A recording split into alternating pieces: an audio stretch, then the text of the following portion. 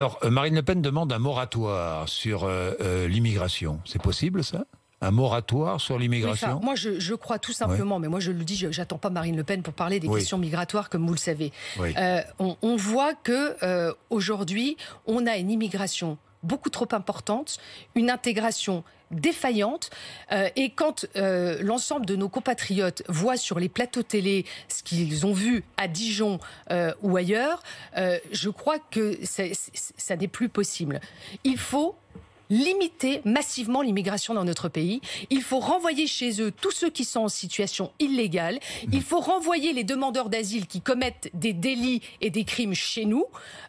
Voilà, je veux dire, il faut une politique de fermeté. Difficile de renvoyer des demandeurs d'asile, hein? Difficile, hein? Quand ils sont demandeurs d'asile et qu'ils commettent un délit, ou quand ils se promènent avec des battes de baseball... Difficile d'expulser des réfugiés, Nadine Morano. Quand ils n'ont pas obtenu... Parce que j'entends ça ici ou là. Mais la Convention de Genève existe. Oui. Quand ils n'ont pas obtenu le statut de réfugié... Vous savez, quand on est réfugié, je ne parle pas de ceux qui ne sont pas obtenus, je parle des réfugiés. Nadine Morano, parce que j'ai entendu dire, il faut renvoyer les réfugiés, mais c'est pas possible. Non mais, Monsieur Bourdin, on a une législation, comme vous le savez. Oui.